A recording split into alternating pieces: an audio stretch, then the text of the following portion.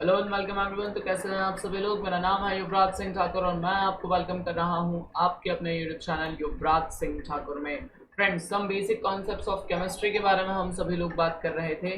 Chapter number हम लोगों का चल रहा है फर्स्ट केमिस्ट्री का। आज होने वाला है इसका लास्ट पार्ट और 5 तारीख से आप लोगों की फिजिक्स की क्लासेस जो है वो मैं चैनल के ऊपर स्टार्ट कर दूंगा। थोड़े समय से मेरे हेल्थ इश्यूज थे, इस वजह से मैं कंटिन्यूसली वीडियोस और क्लासेस अपलोड नहीं कर पा रहा था।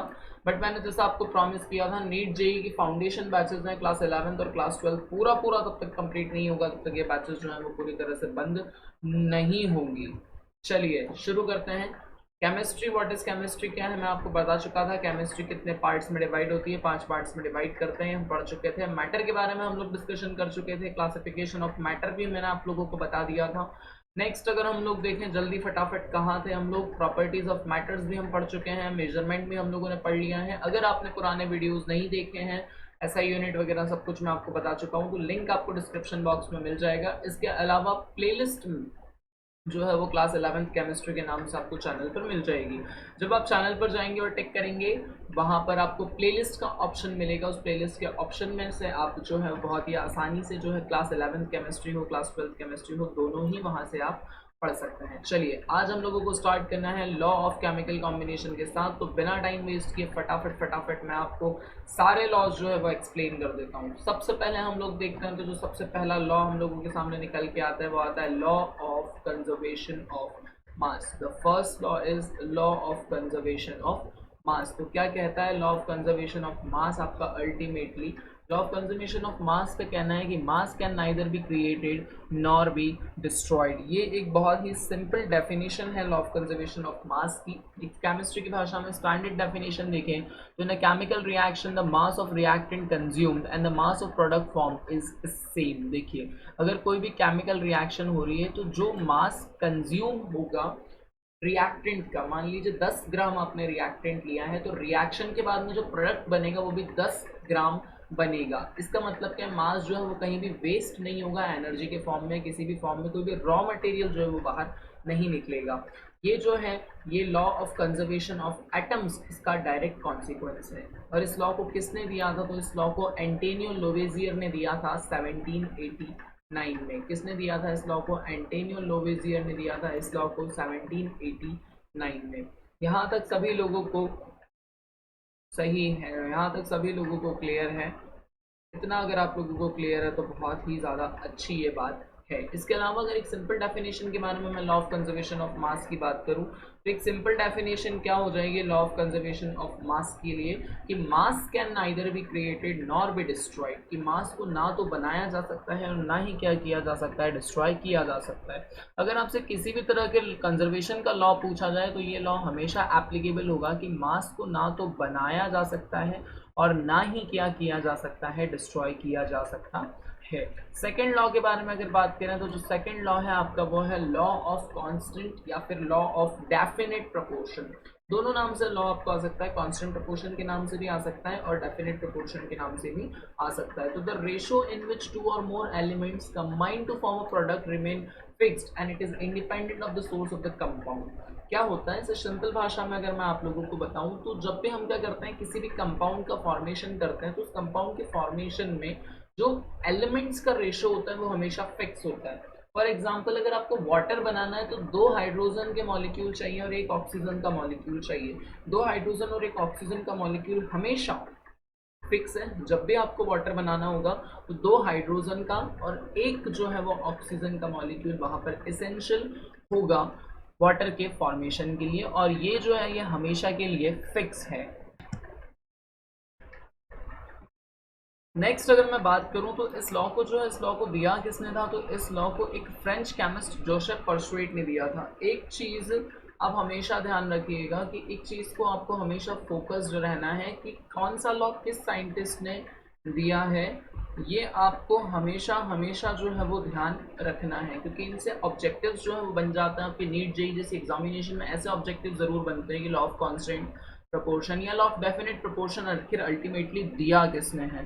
तो ये जो है आपको बिल्कुल अच्छे से ध्यान नेक्स्ट अगर मैं यहाँ पर बात करूँ तो नेक्स्ट जो है वो है आपका law of multiple proportion. Again one most important laws की कैटेगरीज में ये भी आएगा। सारे ही लॉज जो है वो इम्पॉर्टेंट हैं कि when two elements combine to form two or more compounds with a fixed mass of the other element into compound in simple whole number ratio। मतलब जब दो एलिमेंट्स कंबाइन होते हैं आपस में, दो कंपाउंड्स या फिर दो से ज़्यादा कंपाउंड्स बनाने के लिए, तो हमेशा जो कंपाउंड बनेगा वो होल नंबर में बनेगा। मतलब दो मॉलिक्यूल हाइड्रोजन के एक मॉलिक्यूल ऑक्सीजन का रिएक्शन करेगा तो हमेशा एक मॉलिक्यूल वाटर का बनेगा। ऐसा कभी नहीं होगा कि वाटर का आधा मॉलिक्यूल बन गया या कुछ और बन जाए।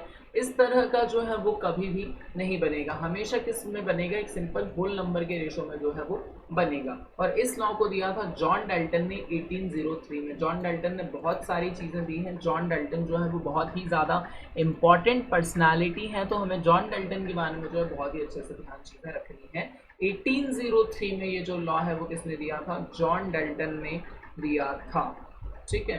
नेक्स्ट अगर हम लोग बात करें तो नेक्स्ट जो लॉ है आप लोगों के सामने निकल करके आता है। Again one most important law and the law is law of reciprocal proportion. ये भी बहुत ही ज़्यादा इंपॉर्टेंट है कि जब तीन एलिमेंट्स एक दूसरे के साथ कंबाइन होते हैं, when three elements combine with each other in combination of two and form three compounds, then the ratio of the two elements combining with fixed mass of the third and the ratio in which they combine with each other to bear a simple whole number ratio to each other।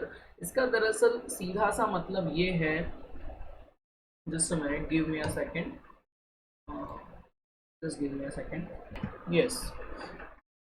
इसका सीधा सा मतलब ये कि पहले क्या हुआ, दो मॉलिक्यूल ने आपस में रिएक्शन करके एक मॉलिक्यूल बना लिया, दो एलिमेंट्स ने आपस में रिएक्शन करके एक मॉलिक्यूल बना लिया, और जब वो किसी थर्ड एलिमेंट के साथ दोनों मॉलिक्यूल का कॉम्बिनेशन रिएक्शन करता है, जब पहले दो एलिमेंट्स के कॉम्बिनेशन से कोई भी एक मॉलिक्यूल बना, उसने क्या किया, किसी थर्ड एलिमेंट के साथ रिएक्शन की, तो जो रेशो होगा वो हमेशा एक सिंपल होल नंबर के रेशो में बनेगा। इस लॉ को रिक्टर ने दिया था 1792 में।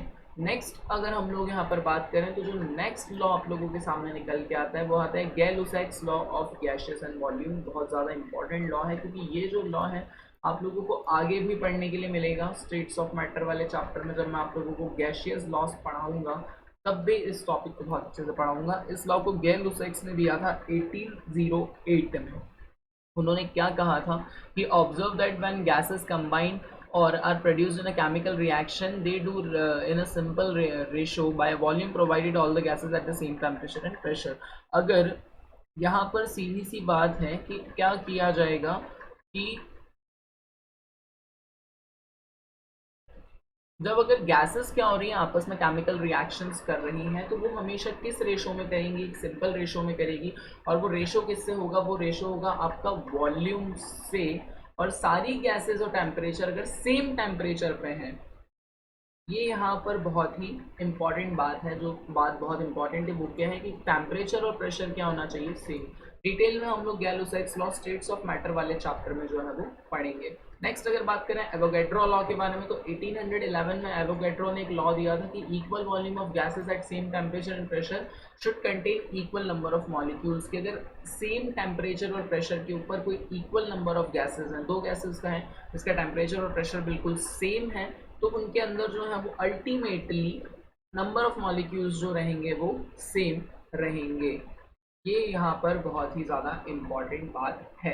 नेक्स्ट अगर मैं बात करूँ तो यहाँ पर सारे गैस लॉज, पांचों गैस लॉज आपको क्लियर होंगे। Law of conservation of mass, law of constant indefinite proportion, law of multiple proportion, law of reciprocal proportion, Gay-Lussac's law of gases volumes and at last Avogadro law.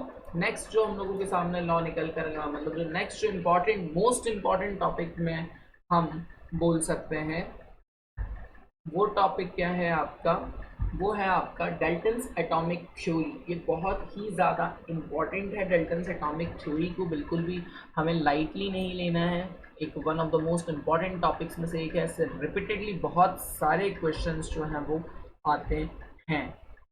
ठीक है, तो Dalton's atomic theory obviously नाम से ही clear है, किसने दी होगी? John Dalton ने दी होगी,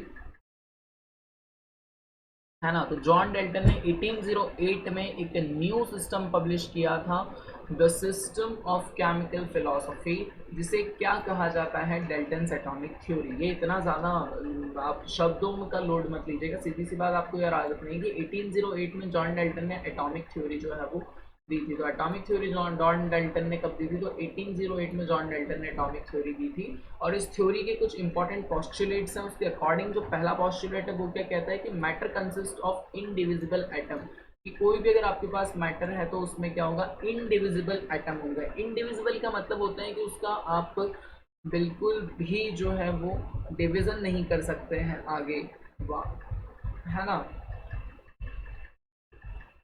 कोई भी मैटर है, जैसे हम लोग कहते हैं कि एटम, कोई भी मैटर है, मैटर के अंदर मॉलिक्यूल्स होते हैं, मॉलिक्यूल्स के अंदर एटम्स होते हैं। एटम्स जो होते हैं वो क्या होते हैं, आपके बिल्कुल इनडिविजिबल होते हैं। एटम्स का फर्दर डिवीजन जो है वो पॉसिबल नहीं होता है, ये जॉन डेल्टन ने कहा। सेकंड देखें तो all the atoms of a given element have identical properties including identical mass. सारे एटम्स का क्या होता है, कुछ आइडेंटिकल प्रॉपर्टी होती है, मतलब अगर दो अलग अलग एटम है तो उनका जो मास होगा वो आइडेंटिकल होगा। आप देख के बता सकते हैं कि हाँ, ऑक्सीजन है तो मास 16 है, हाइड्रोजन है तो मास 1.008 है, क्लोरीन है तो 35 मास है। और उसके अलावा हर एटम जो है वो उसके अंदर एलिमेंट्स जो है वो मास में वैरी करते हैं। जैसे हाइड्रोजन का मास अलग होगा, हीलियम का मास अलग होगा, नाइट्रोजन का मास अलग होगा, उस तरह से। नेक्स्ट क्या कहा उन्होंने कि chemical reactions involve reorganisation of atoms, this are neither created not destroyed in a chemical reaction.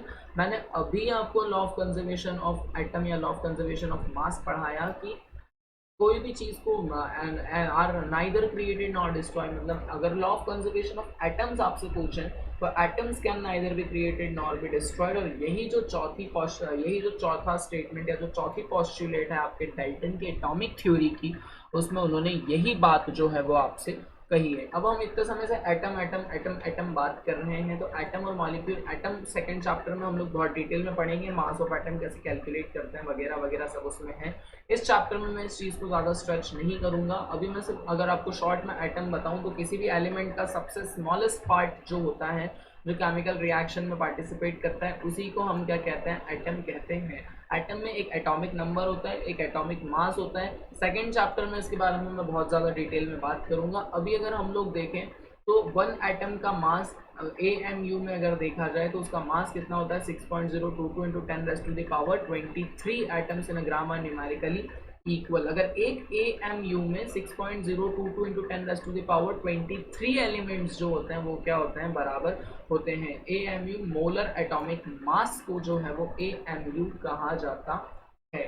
ठीक है, ये चीज़ आपको याद रखनी है। एटॉमिक मास जो है वो ग्राम में लिया जाए तो उसे मोलर एटॉमिक मास कहा जाता है, मैंने आपको बता ही दिया। 6.022 into 10⁻23 is also called 1 mole of atom and this number is also called the Avogadro number। की Avogadro number क्या होता है, 6.022 into 10⁻23 ये Avogadro number होता है। Mole is just a number, as 1 dozen is equals to 12, वैसे ही 1 million में कितने होते हैं, 10⁻6 मोल होते हैं, और यानी 1 मोल में 6.022 इंटू 10⁻23। और ये जो नंबर है, ये नंबर है आपका एवोगैड्रो नंबर। कितना सभी लोगों को क्लियर है। नेक्स्ट अगर हम लोग बात करें मॉलिक्यूल्स के बारे में, तो ग्रुप ऑफ सिमिलर और डिससिमिलर एटम्स जो एक साथ रहें, एक जैसी प्रॉपर्टीज के लिए वर्क करें, उसी को क्या कहा जाता है, मॉलिक्यूल्स कहा जाता है। केमिकल रिएक्शंस के बारे में अगर मैं डिस्कस करूं कि केमिकल रिएक्शंस क्या होती हैं, तो भैया एटम्स के रीअरेंजमेंट को क्या कहा जाता है, chemical reactions. For example hydrogen और H2 प्लस O2 की रिएक्शन होती है तो H2O का फॉर्मेशन हो जाता है, उस तरह से। इसके अलावा इस चैप्टर में और कुछ भी इतना इम्पॉर्टेंट नहीं है। कुछ डेफिनेशन है, इक्विवेलेंट मास की डेफिनेशन है, मोलारिटी है, मोलालिटी है, फॉर्मेलिटी है।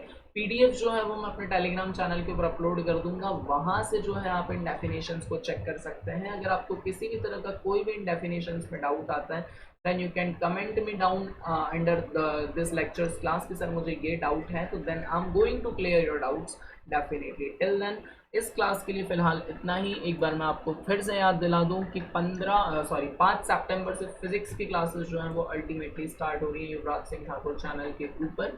यहाँ पर क्लास 11th क्लास 12 दोनों का फिजिक्स, क्लास 11th क्लास 12 दोनों का केमिस्ट्री बिल्कुल डिटेल में मैं आपको एक्सप्लेन करूँगा। आप किसी भी स्टेट बोर्ड या CBSE बोर्ड या फिर आप प्रिपरेशन कर रहे हो नीट या JEE की, यहाँ आपके सारे के सारे डाउट्स जो होंगे वो होंगे क्रिस्टल क्लियर। टिल देन हंसते रहिए, मुस्कुराते रहिए, खुश रहिए। पीडीएफ के लिए टेलीग्राम चैनल ज्वाइन कर लीजिए, वहां से आपको जो है वो पीडीएफ मिलेगा। टिल देन हंसते रहिए, मुस्कुराते रहिए, खुश रहिए और मुझे दीजिए इजाज़त।